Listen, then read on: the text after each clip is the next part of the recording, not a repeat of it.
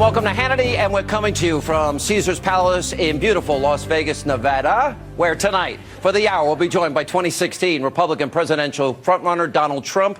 Now, we have a huge audience made up of hundreds of people from local Republican political organizations and groups, friends, and frequent guests on this program, Trump supporters and volunteers, provided, by the way, to us by his campaign and others who heard about the event on my radio show. Members of the audience, by the way, will be allowed to ask Mr. Trump some questions. That's coming up later in the program. But first, we have a lot to get to. So let's give a warm Vegas welcome to 2016 Republican presidential candidate Donald Trump.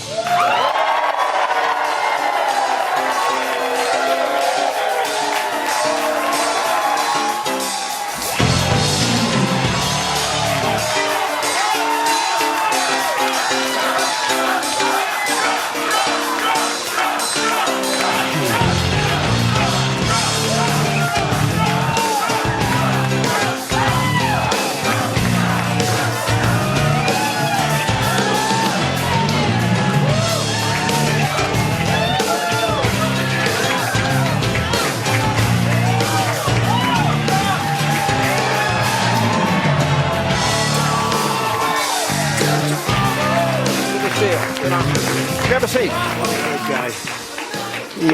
You are a great guy. This is a very enthusiastic crowd. Boy, this is some crowd. Right. I agree. It's good to see you. Congratulations. Thank you. Everyone want to congratulate him on his big South Carolina win? Congratulations. Good feeling. Good feeling. You know, I've been now on the radio for almost 30 years. It's my 20th year on the Fox News channel. Been through a lot of presidential elections. South Carolina's always harsh. Right. We call it a blood sport.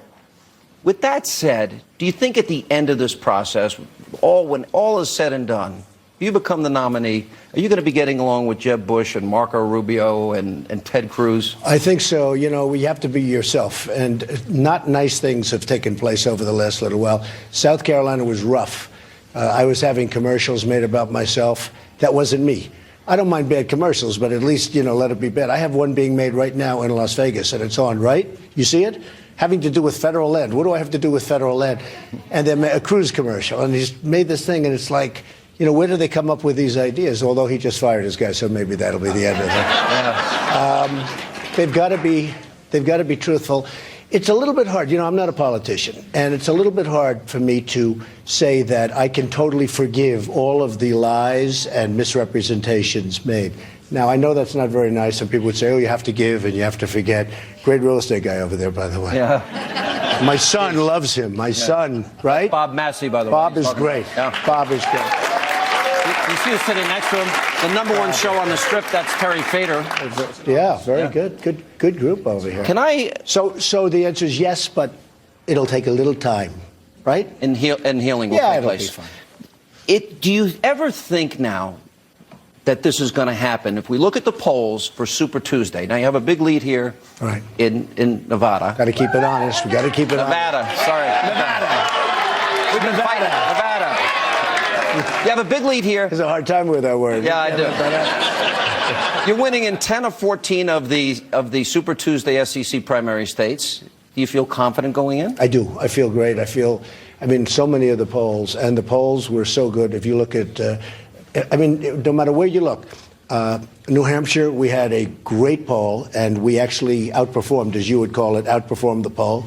No matter where we're going, we seem to be outperforming. I mean, we're very happy about it. I think we're going to do well here, but we have to keep it honest. I'm going to have Bob and his group go and, you know, stay at the various polling booths, because that way I know it's going to be honest. They do have a reputation. I mean, it is Las Vegas, folks, right? I mean, it's a wonderful place. I love Las Vegas, but it is Las Vegas.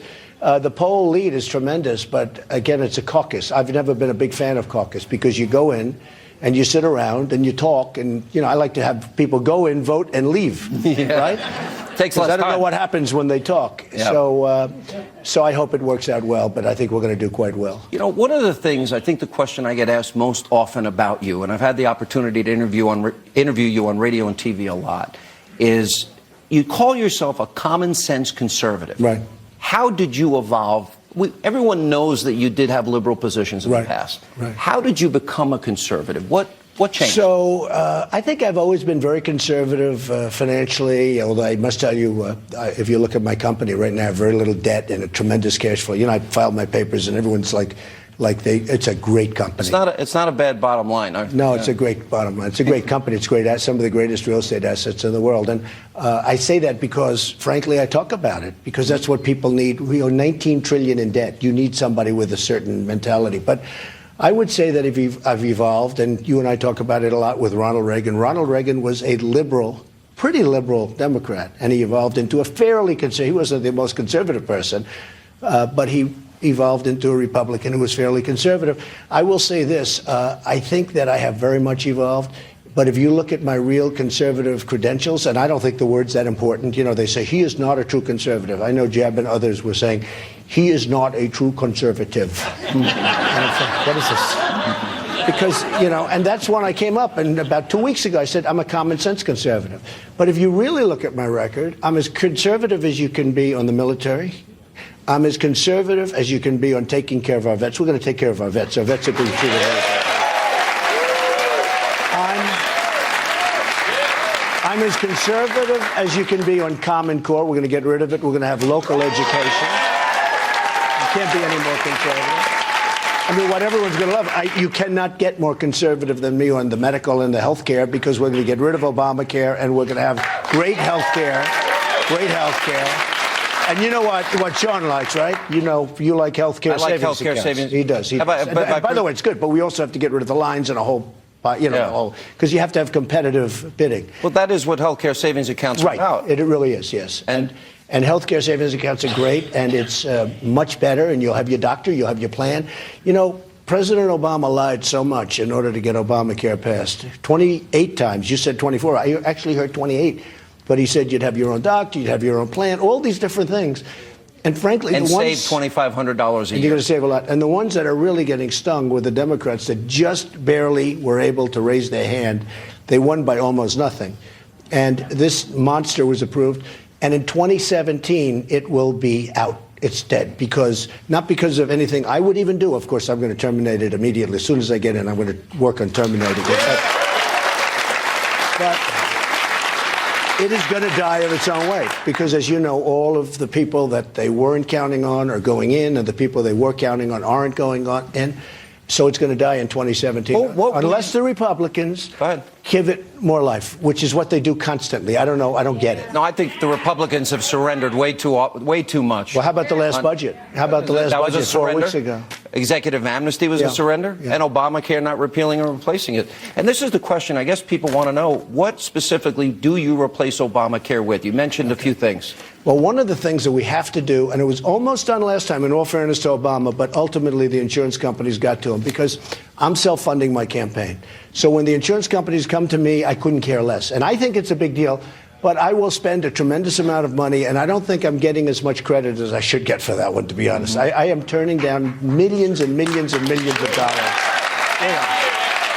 So I think it's a big deal. I don't think I'm getting the credit that it deserves, to be honest. You're also spending less per vote. Yes. Than the other I'm a candidates. business person. I'm spending less. So will when you I do apply your that? show, how much would it cost to take a 1-hour commercial on Fox? I'm very expensive. See, this costs me nothing, right? This costs me nothing. I read The Art of the Deal, so I know. Let me ask this. What about some of your critics and even some of your supporters? Oh, Donald Trump says something controversial. He sends out a tweet that was controversial. You sent one out this weekend.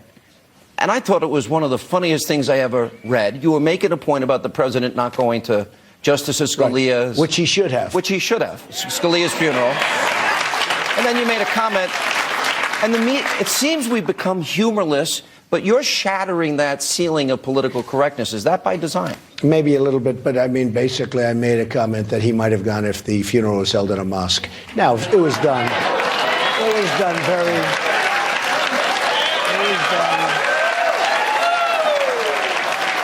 It was done from a common sense, it was done for fun.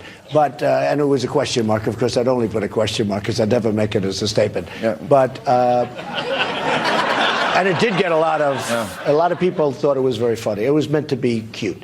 But the truth is, he should have been at that funeral. That's a funeral that he should have been. I mean, here we are where he's trying to push somebody. And I don't blame him for that. He should try, but the Republicans absolutely shouldn't let it happen. Hold the line. And I'll tell you what I don't like. I mean, the first day they were saying, absolutely not, and here we go again. Because the second day they say, well, there was a minor chance that we could work it. And all of a sudden, and now I see it coming. I predicted that was coming, too. Obama is a terrible negotiator with everything except when it comes to negotiating with the Republicans. He gets everything he wants. It's true. That's a good point. Look at the Iran deal. I mean, the Iran deal is one of the worst deals I've ever seen in my life negotiated.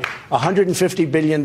We get nothing. We get nothing out of that deal. How do you prevent the Iranians from getting a nuclear weapon? Knowing that they already have the $150 billion, they're spinning their centrifuges, they have a deal that they get 24 days notice. You become president, you suspect that they're trying to build nuclear weapons, they're hiding it from the world. What action? Well, for one thing, you have to rely on Israel a little bit because they know more what's going on over there than we know.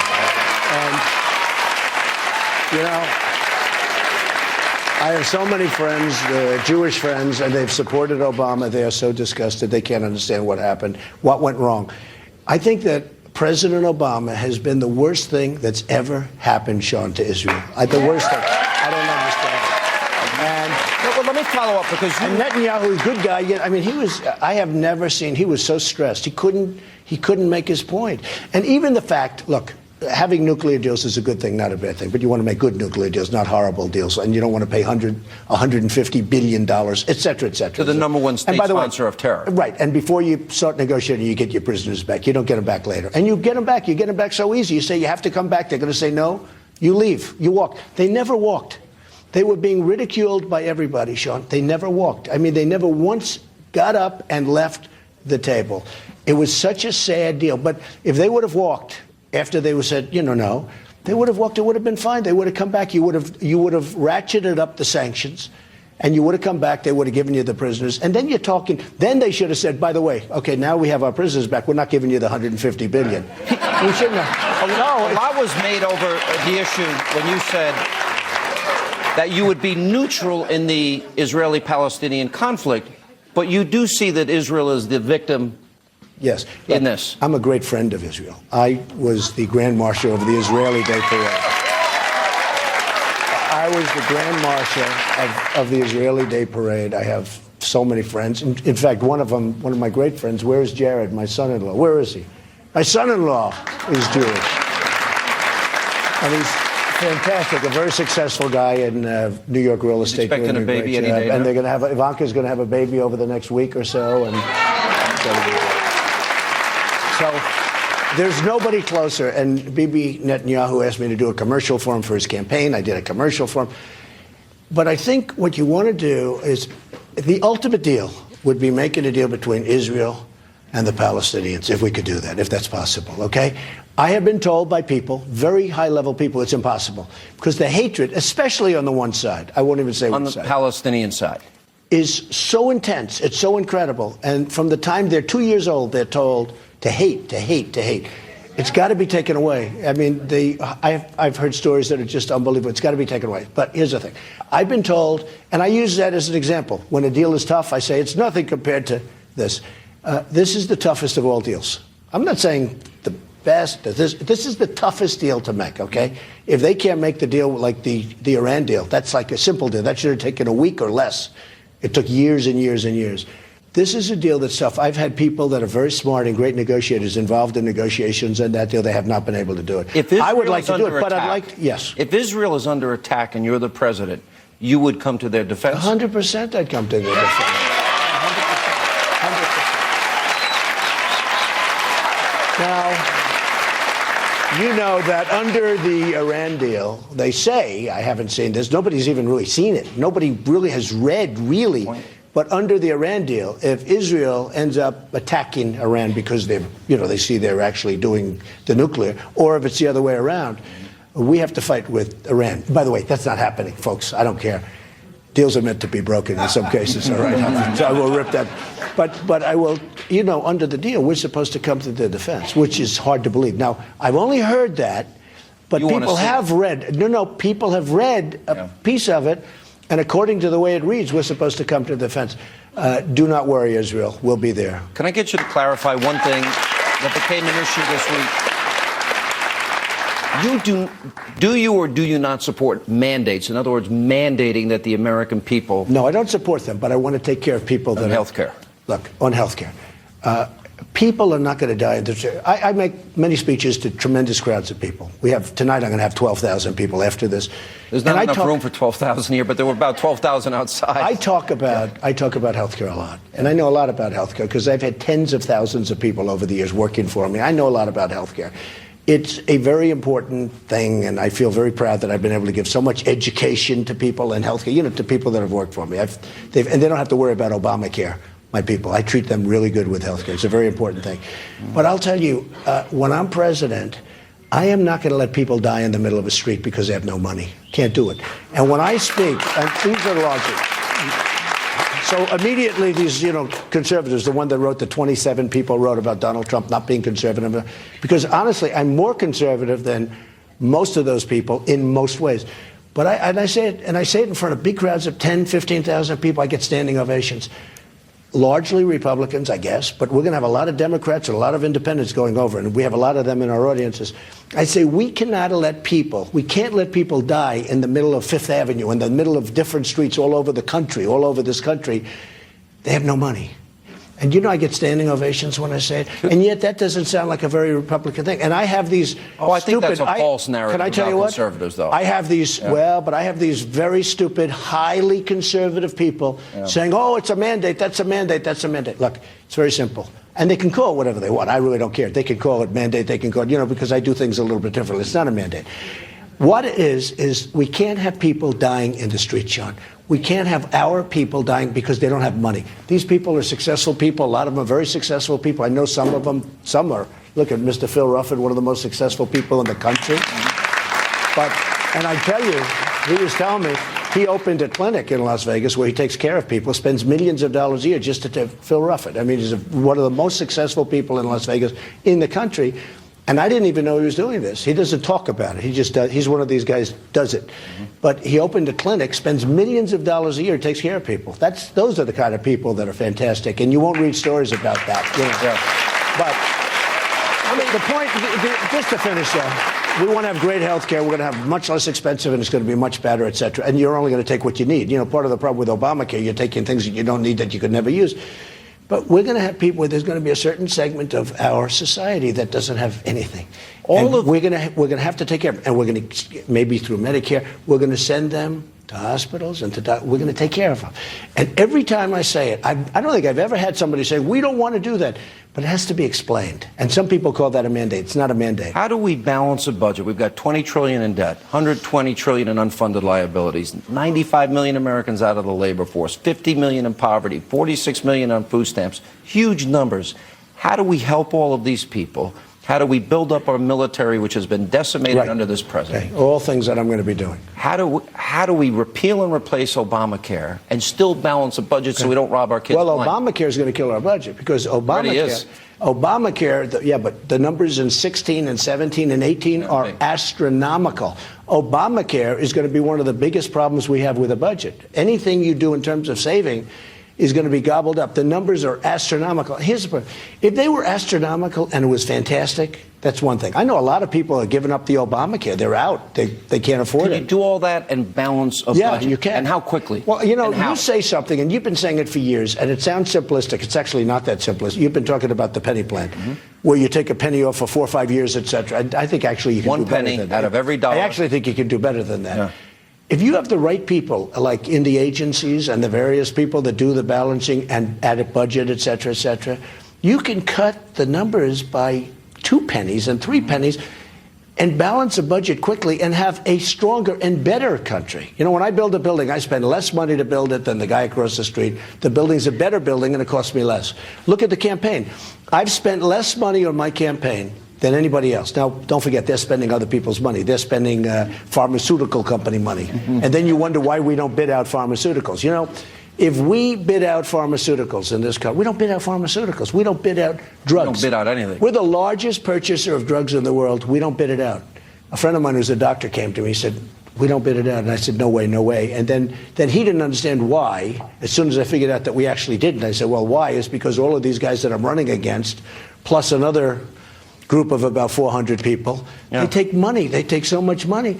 If we bid out the purchase of drugs, this country would save hundreds of billions of dollars a year, and we don't do it. Last question on the economy. You said that you would lower taxes. Right. Fewer people. There were a lot more people that wouldn't pay any tax. Right. You would repatriate the money and give a low tax to incentivize the trillions that are overseas. It could be $5 trillion. You think a million plus jobs can be created through energy independence? These are all things you've said. Sure, I've been saying it. How quickly, for years? I think a lot of people want this question, and maybe this goes to the heart of your popularity.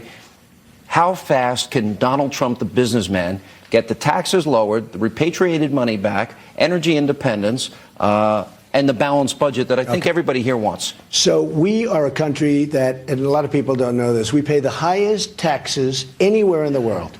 Our middle class has been decimated. In a certain way, the middle class has been treated the worst, worse than anything. Our middle class taxes are going way down. The system is going to be much simpler. You know, we're not going to use H&R Block asking for a lot of money to do your tax return because nobody can afford. Seriously, that's one company that's not going to do good business. Okay, H&R Block. No, it's going to be simplified. We're going to simplify it. We're cutting taxes for the middle class. We're cutting taxes for business. We have Pfizer just announced they're leaving the United States. It's a great company. Pfizer, so many companies are leaving the United States. Carrier's a disgraceful situation. They announced they're laying off 1,400 people. They're going to Mexico. They're going to build a plant. Now, there's only one way you're going to stop that. It was on television all over the place because somebody was using one of their famous cell phone cameras. It was all over the place on television. And you look at those 1,400 people, they were devastated. They were there for years and years, and they were devastated. The guy said, no, I'm sorry, we're folding up, and we're going to go to Mexico and make carrier air conditions. I said, there's only one way of solving that problem. Now, the conservatives would say, oh, he's not a free trader. I'm a great free trader, but it has to be smart trade and fair trade. You say to them, enjoy your stay in Mexico, but every air conditioner you make that comes into this country, you're going to pay a 35% tax. And you know what's going to happen? They're not moving. And honestly, the politicians, they want to do legislation because they know it's a problem. We're losing a lot of our companies. They're leaving. They're leaving. They're leaving for a number of reasons. Taxes are too high, certain conditions they don't like, okay? And they're also leaving because they have a lot of money outside of the country. They can't get the money. They're leaving to get money. In other words, they're leaving actually because they can't bring money into this country. You actually told me backstage something that you want to try and save Carrier from shutting down that plant and losing those jobs, and you want to do you're expressing to me you want the thought of those people losing their jobs. Well, I think what I'm going to do is I'm going to write them a letter saying if I win, I'm going to make sure that you're going to pay a big tax when you sell air conditioners in the United States. I don't care if they move from a location. I don't even care if they move from the city, wherever they may be, etc. They got to stay in the United States. If they want to move to New Hampshire, which treated me very well also, by the way, New Hampshire, they started the ball rolling, right? They started the ball. I mean, South Carolina and New Hampshire, it's been so amazing. I meet the people. One thing that has happened during this run, I get so many people. I've learned how great the people of this country are. We have great people. And so when I say we really have amazing people. So when I say, and I've always said, make America, we're going to make America great again, I add now, better than ever before. I think we have the potential to make it better than ever before. And what I want to see is I want to see Apple Computer making their Apples and their iPhones and all of the things that they make in this country instead of in China. Stay right there. When we come back, we'll have more of the 2016 Republican presidential candidate Donald Trump. And in a few minutes, some of the members of this audience, they'll get a chance to ask Mr. Trump a couple of questions as we continue from beautiful Caesars Hotel, Caesars Palace in Las Vegas. Straight ahead.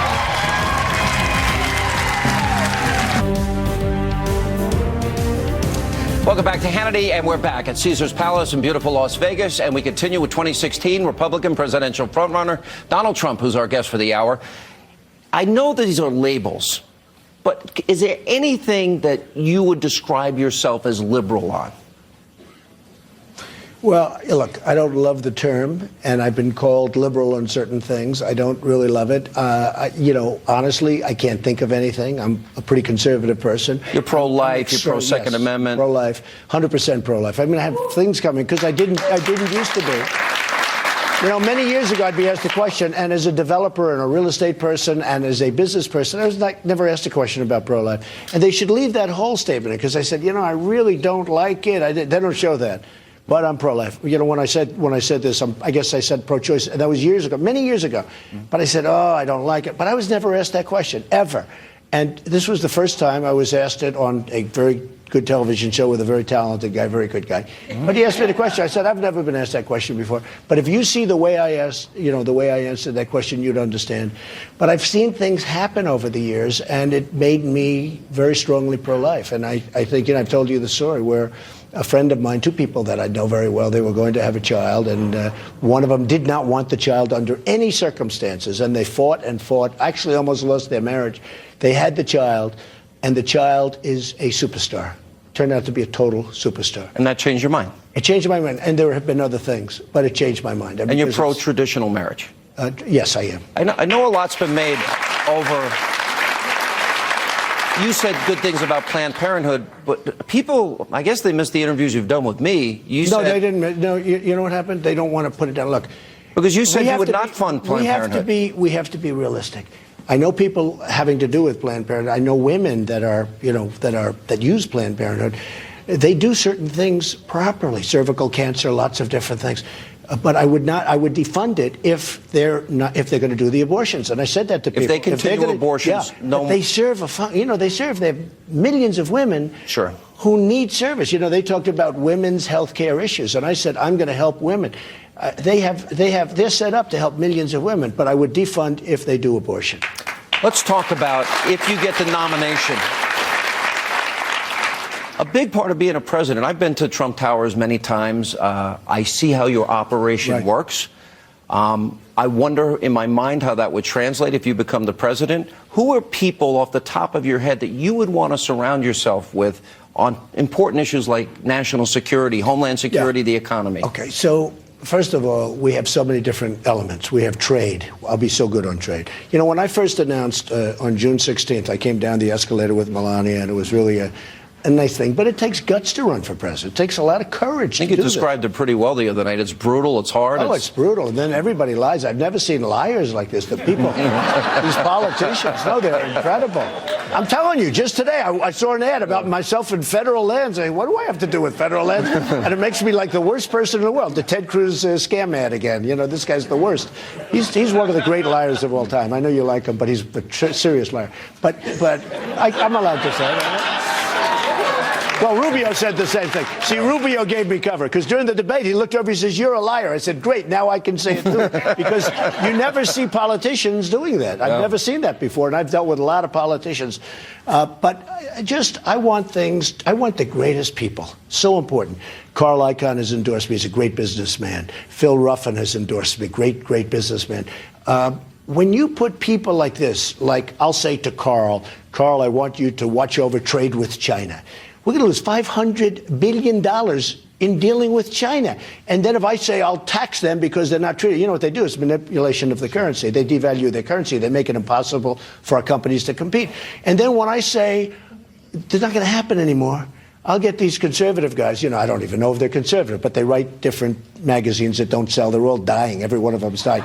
But I'll have a story that Trump is not a conservative because he doesn't believe in free trade. I do believe in free trade, but China can't make $505 billion on us this year. We don't have any money. So you're a free, fair trade. Fair trade. And you'll negotiate and fight for fair trade. I would say this. Fair trade, smart trade. I'd even like to say brilliant trade. I want brilliant trade. We need brilliant trade now because we're so far behind the eight ball. We've been losing so much money for so long.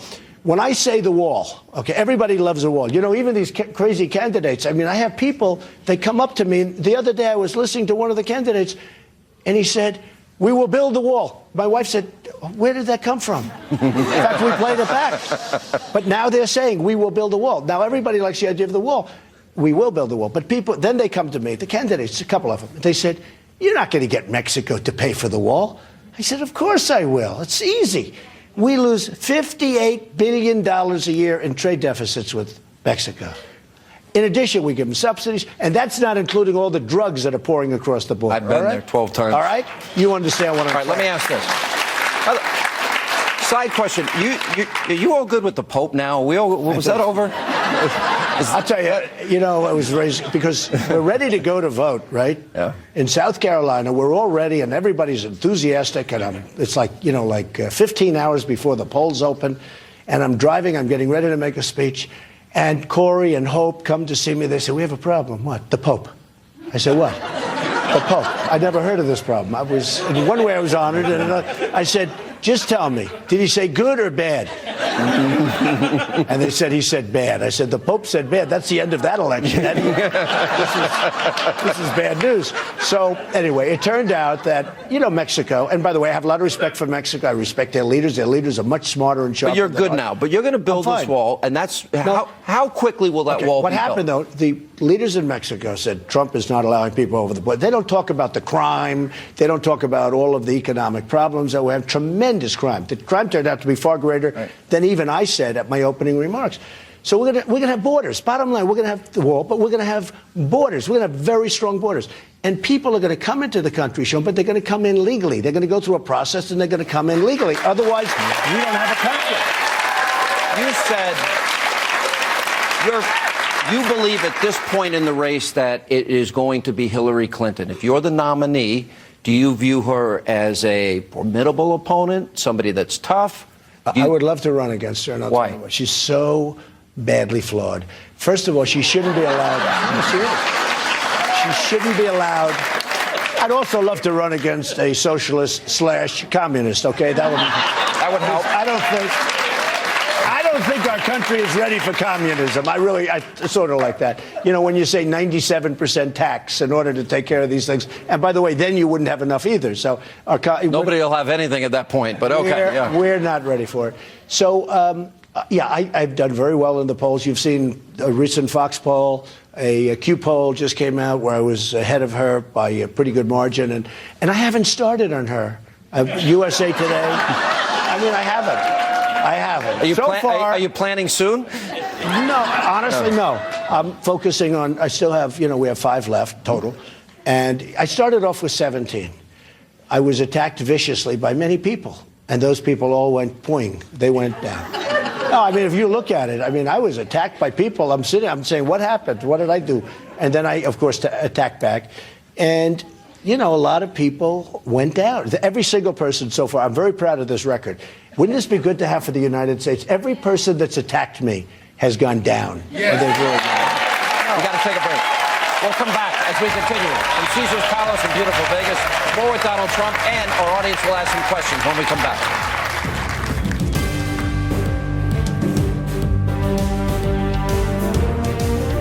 And welcome back to beautiful Caesars Palace in Las Vegas as we continue with 2016 presidential frontrunner Donald Trump. You ready for some audience questions? I'd love it. All right, this is Corinne. Hi, Corinne. How are you? Hi, good. How are you? Thank you for being here. All right, awesome. Hello, Mr. Trump. Hi. My question to you is this. Being a millennial, how can you better inspire my generation of young voters and gain our support? Say it again, the last part. I said, how can you better inspire my generation of young voters and gain our support? Well, I think we're gaining a lot of support. We have very, very young people, the audiences, the voters. In fact, one of the things came out with both New Hampshire. No matter where we go, it seems that we have a very young audience. They want to see strength. They want to see security. They want to have a job when they get out of college. And one of the questions I get is the financing of college. They're borrowed up to their neck, and they come out and they don't have a job, which is a big problem. I thought that would be your question, actually. But the truth is, they want to see security for themselves, and they want jobs when they get out of college or wherever they're coming from, including high school, frankly. Because there's some people, they go to high school and they're fine, and they want to get a job. They can't get a job. Because the jobs numbers are phony numbers. They were put there to make politicians look good, in particular presidents look good. Because we probably have 25% unemployment. And if we didn't, you wouldn't have crowds like this coming, and you wouldn't have 10 and 12,000 people every time I speak. We have a tremendous jobs problem. We're losing our jobs to other countries. And what we're going to do is we're going to give you great security, great safety. We're going to do the whole thing with everything you want, but we're also going to create jobs for this country. And one of the things I think I'll be best at, I'll be the greatest jobs-producing president that God ever created. I will. Thank you very much. We're taking our jobs back. All right. We have Brenda. Come on, Brenda. You can. I saw you wanted to ask a question. How are you? Good. How are you? Thank you for coming. Hi, Mr. Trump. It's so good to see you here in Las Vegas. To see you. Considering the lawlessness and corruption in our country today, and we all know that the notion of equal justice under the law is Right. something that does not apply to people in government. So I'd like to know in a Donald Trump administration if we can count on you to appoint an attorney general that will in fact obey the law and administer. Great question. The answer is yes. Okay. We will have somebody that's going to be fair, but tough and smart. And they will be, people have to obey the laws. If you don't obey the laws, we really don't have a country. Right. So it's a great question. The answer is yes. Thank you very much. Thank you. Can I do a follow-up on that? We obviously have the Supreme Court opening, and you have told me in 3 separate interviews you'd look for justices like Scalia and Clarence Thomas. Right, that's right. The Constitution is the foundation of our rule of law. You read the Constitution. What does it mean to you? Well, the Constitution is sort of everything. If you look at it and you look at what's going on, and the problem is our Constitution is being badly denigrated by what's happening, as an example, with Hillary Clinton.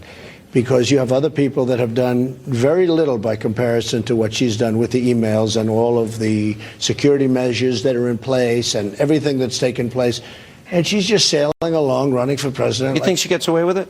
I think so. I think she's going to get away with it if, well, you know, look, there's a long-term statute of limitations. It depends. If a Republican gets in, you know, there's a long-term statute of limitations. Well, that raises the next question. Would you appoint an attorney general? I would certainly look into it. I think it's a disgrace. I think it's so bad. General Petraeus was destroyed. His life was destroyed. You have many, many other people, not just a few. You have many people that did far less than what she did. But if they found laws are broken, you're attorney general, you would want them to prosecute I think her. you have to do that. You have to do that. All right, we have, I believe, is it Lauren? So, Sean, Yeah, go ahead. if you think of it, she's running a very important race because, you know, think of it. Now, I think that she's being protected. I think that there's no question. I've spoken to lawyers that are great lawyers on this subject. She's being protected. It's so unfair to this country what they're doing with Hillary Clinton. That being said, she is being protected. She will probably be their nominee. I think Bernie's not going to have a chance. He's going to get run over. He's going to be, they're just running over him now. You see that happening now already. In fact, when I left today, I was watching Fox. Right. And he just seems to be Thank you, by the way. on a big downwards. He's in a very big downward spiral. You know, it's very interesting as you watch her campaign and you watch the people around her.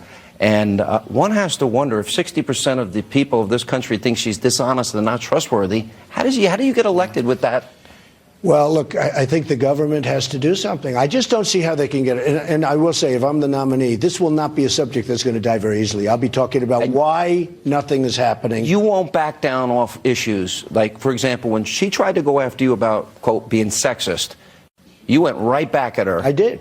And they had a very bad weekend, I can tell you that. We got to take a break. We'll have more questions for Donald Trump as we continue from Caesars Palace in beautiful Las Vegas. It's Hannity on the road, on the Strip.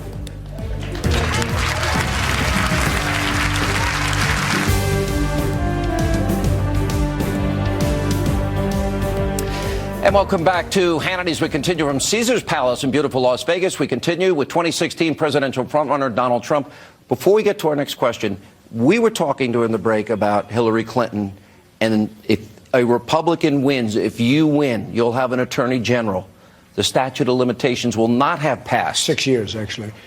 Well, look, you have no choice. I mean, we have to solve all sorts of problems. And fairness is you have to look into that. Now, maybe she can prove her innocence, but it just seems to me that I think the public knows everything that they're going to know. You know, the emails have come out, and she seems to be guilty. But you know what? I wouldn't even say that.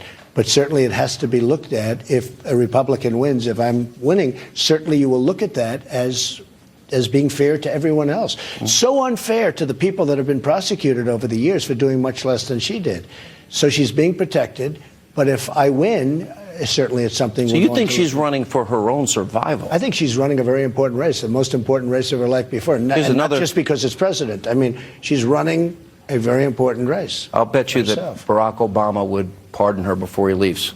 Let's get back to our I didn't say I would pardon her. No, come on. I agree with Mr. Trump on this. All right, Lauren, it's Lauren? Lauren, yeah. How are you? Welcome. I'm very well, thank you. Thank you. Thanks for coming. What's your question?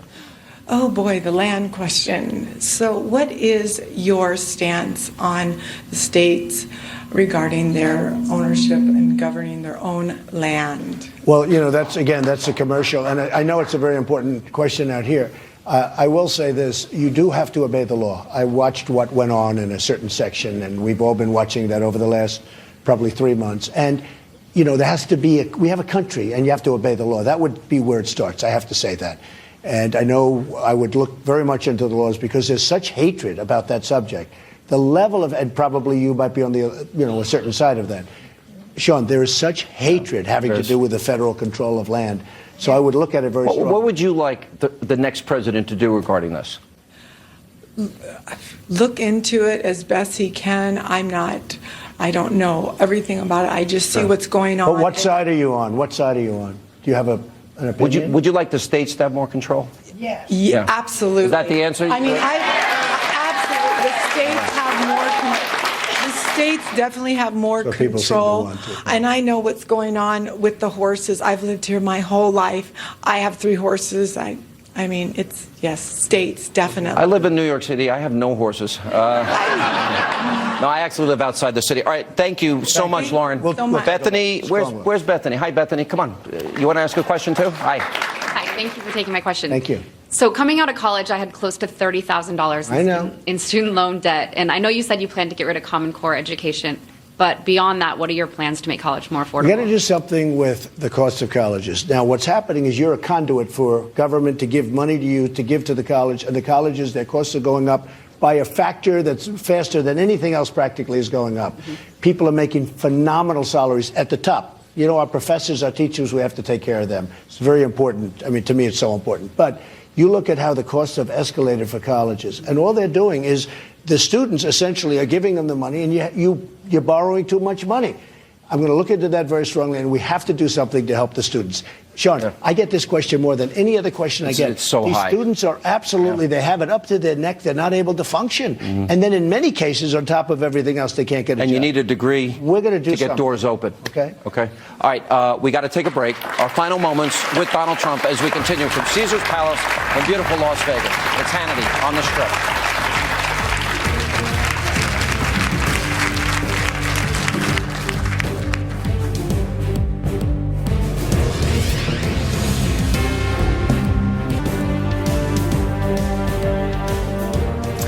Welcome back to Hannity. Unfortunately, that is all the time we have left this evening. I want to thank everybody for coming here in beautiful Caesars Palace on the Strip in Las Vegas.